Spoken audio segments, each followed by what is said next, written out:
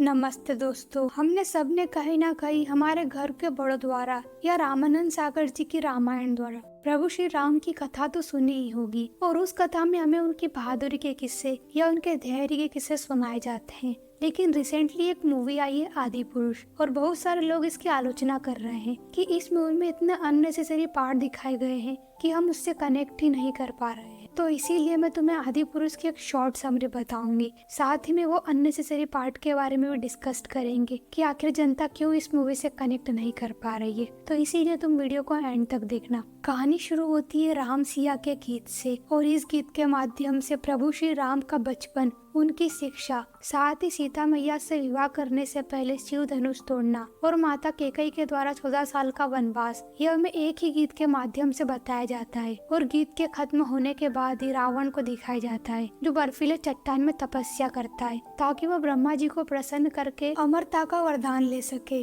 और ब्रह्मा जी रावण की यह भक्ति देखकर प्रसन्न हो जाते हैं। वह रावण को वरदान देते हैं कि ना ही तुम्हारी मृत्यु देव और दानव द्वारा होगी, ना ही तुम्हारी मृत्यु जल में होगी, ना वायु में होगी, ना ही दिन में होगी, ना ही रात में होगी, ना ही धरती में होगी, ना ही आकाश में होगी। और यह वरदान मिलते ही रावण एक दैत्य में बदल जाता है। और दूसरी तरफ हमें राम जी, सीता मैया और साथ ही लक्ष्मण जी को दिखाया जाता है जो अपने पिताश्री के वचन का पालन करते हुए वनवास काट रहे थे। और इसके बाद रावण को दिखाया जाता है जो शिव जी की आराधना कर रहा होता है। वहीं पर रावण की बहन सुपड़ा खाती है जिसकी नाक कटी हुई थी। वह अपने भाई को बोलती है कि रावण मुझे बहुत पसंद आए और जब मैंने उनके सामने उनसे शादी का प्रस्ताव रखा तो उतने में ही उनके छोटे भाई लक्ष्मण ने मेरी नाक काट दी। और इसके बाद रावण गुस्से में बोलता है कि किसकी इतनी हिम्मत जिसने लंकेश की बहन की नाक काटी। और साथ ही सुपर्णखा राम जी की पत्नी जानकी के सौंदर्य के बारे में बताती। वह कहती है कि आज तक मैंने इतनी खूबसूरत स्त्री नहीं देखी, उनकी जगह वहाँ जंगल में नहीं होनी चाहिए बल्कि इस लंका में होनी चाहिए। और सुपर्णखा केवल अपना बदला लेना चाहती थी तो इसीलिए उसने अपने भाई रावण को सीता माता के बारे में बताया। और आगे राम जी और सीता माता को दिखाया जाता है जो वार्तालाप कर रहे होते और सीता माता को सामने एक स्वर्ण मृग दिखाई देता है। वह राम जी से बोलते हैं कि प्रभु जब हमारा वनवास खत्म होगा तब हम इस स्वर्ण मृग को अपने साथ ले चलेंगे। और ये सुनने के बाद राम जी उस हिरण के पीछे लग जाते हैं। वह उस हिरण को पकड़ने की कोशिश करते हैं और जब राम जी उस हिरण का पीछा करते हैं तब वह हिरण राम जी की आवाज निकाल कर बार बार सीते सीते आवाज लगा रही थी। और यह सुनने के बाद सीता माता को लगता है कि राम जी कोई मुसीबत में है तो वह लक्ष्मण जी को राम जी के पास जाने के लिए बोलते हैं। पर लक्ष्मण जी यह साफ मना कर देते हैं। वह बोलते हैं कि भाभी माँ, मैं आपको अकेले छोड़कर नहीं जा सकता। पर माता सीता के बार बार कहने पर लक्ष्मण जी जाने लगते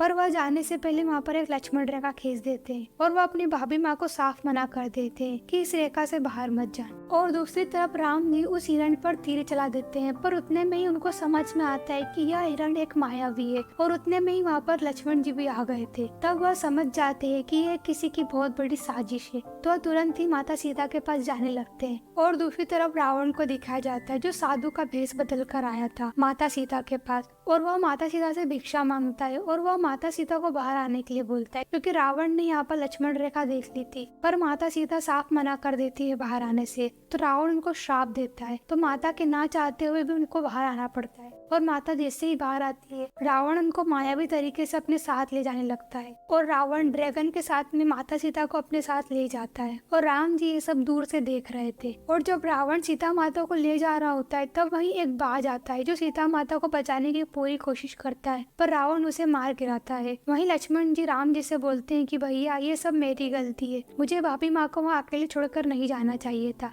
पर वहीं राम जी बोलते हैं कि नहीं, यह सब नियति का खेल है, इसमें तुम्हारी कोई गलती नहीं है। और माता सीता को जब रावण ले जा रहा होता है तब माता अपने माला के मोतियों को नीचे की ओर फेंक देती है ताकि राम जी उनको ढूंढते ढूंढते वहाँ आ जाए। और वहीं कुछ मोती वानरों के हाथ भी लग जाते हैं तो वह वानर उस मोतियों को अपने सरदार सुग्रीव के पास लेकर जाते हैं। और दूसरी तरफ रावण माता सीता को लंका लेकर आ गया था। और इसके बाद हमें राम जी और सबरी का मिलन दिखाया जाता है जहाँ पर वह अपने प्रभु राम के लिए कंदमूल और बेर लेकर आई थी पर वह बेर झूठे थे क्योंकि सबरी नहीं चाहती थी कि उनके प्रभु खट्टे बेर खाए।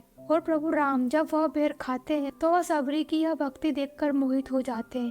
पर वहीं लक्ष्मण जी ये सब देखकर खुश नहीं थे क्योंकि उनके भाई झूठे बेर खा रहे थे। तो राम जी लक्ष्मण जी को समझाते हैं कि यह झूठे बेर नहीं है, ये तो सबरी का प्रेम है और उसकी भक्ति है। और सालों से जो सबरी ने प्रभु राम की तपस्या की, भक्ति की, वह सफल रही क्योंकि सबरी का केवल एक बार प्रभु राम से मिलने का सपना था। और इसके बाद सबरी आग में समा जाती है और वह प्रभु राम से बोलती है कि आपकी मदद सुग्रीव करेंगे। और सुग्रीव को भी यह बात पता चल गई थी कि प्रभु श्री राम माता सीता को ढूंढते हुए जंगल की ओर आ रहे हैं। तो यह बात हनुमान जी को बताते हैं। हनुमान जी भी प्रभु श्री राम को जंगल में ढूंढते हैं और इसके बाद हमें प्रभु श्री राम और हनुमान जी का मिलन दिखाया जाता है। और हनुमान जी राम जी और लक्ष्मण जी को लेकर सुग्रीव के पास जाते हैं, क्योंकि राम जी को रावण से लड़ने के लिए एक विशाल सेना चाहिए थी। पर वहाँ राम जी को पता चलता है कि इन दोनों भाई सुग्रीव और बाली के बीच में बंटवारा हो गया है और वही बाली बहुत बलशाली है, साथ में ही वह चालाक भी है। और यहाँ पर बाली राजा होता है तो सारी सेना भी बाली के पास ही होती है। राम जी सुग्रीव की मदद करने के लिए आगे आते हैं।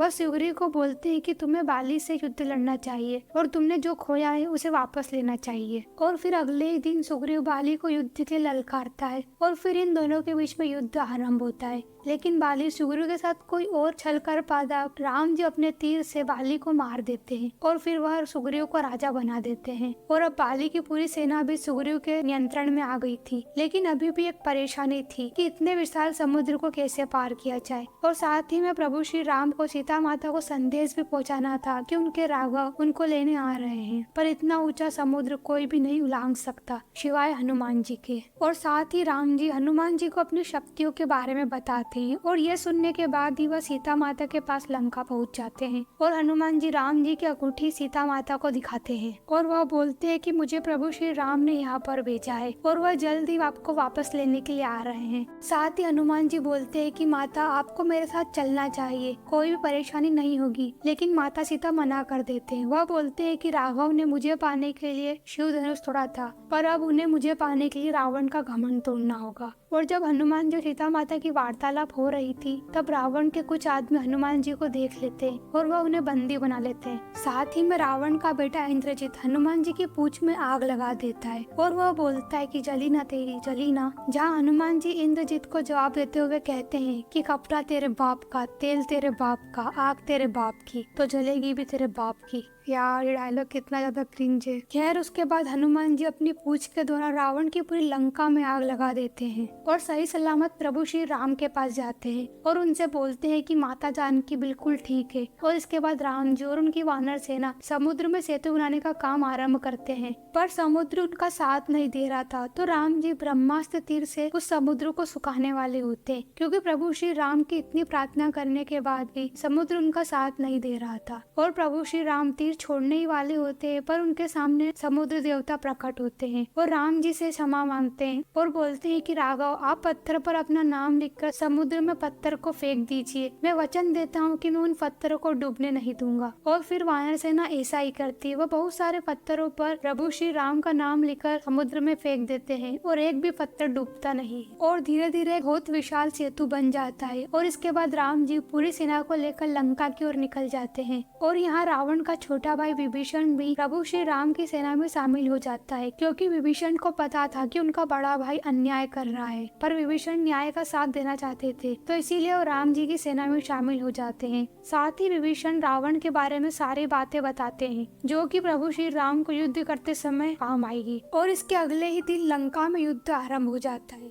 रावण की पूरी सेना और प्रभु श्री राम की पूरी सेना आपस में एक दूसरे से युद्ध करते हैं, पर आखिर में इस युद्ध का परिणाम यह निकलता है कि रावण का बेटा इंद्रजीत के नाग अस्त्र से वह लक्ष्मण जी को डस लेता है, जिस कारण से लक्ष्मण जी जख्मी हो जाते हैं और उनकी बचने की उम्मीद भी नहीं होती है। और प्रभु श्री राम ये सब नहीं देख पा रहे थे और वहीं विभीषण बताते हैं कि अगर लक्ष्मण को बचाना है तो उन्हें संजीवनी चाहिए होगी, जो कि बहुत दूर एक पर्वत पर स्थित है और संजीवनी की पहचान करना बहुत मुश्किल है, पर हनुमान जी को उसकी पहचान बता दी जाती है। और जैसे ही हनुमान जी उस पर्वत पर पहुंचते हैं, वहाँ संजीवनी जैसे दिखने वाले कई सारे पौधे शामिल थे। तो हमारे भोले हनुमान जी पूरे पर्वत को ही उखाड़ कर अपने साथ ले आते हैं और इसके बाद संजीवनी की मदद से लक्ष्मण जी को ठीक कर दिया जाता है। और विभीषण राम जी को बताता है कि इंद्रजीत बहुत शक्तिशाली तथा मायावी है और वह स्वर्ण झील के बारे में बताता है। वह बताता है कि युद्ध में जाने से पहले अगर इंद्रजीत इस स्वर्ण झील में नहा लेता है तो उसको हराना असंभव है, और अगर हमें उसे हराना है तो इंद्रजीत के स्नान करने से पहले हमें उसे पानी में ही मारना होगा। और साथ ही विभीषण कुंभकर्ण के बारे में बताता है। वह बताता है कि कुंभकर्ण इतना शक्तिशाली है कि वह अपने हाथ हाथ से ही पूरी पृथ्वी को घुमा सकता है,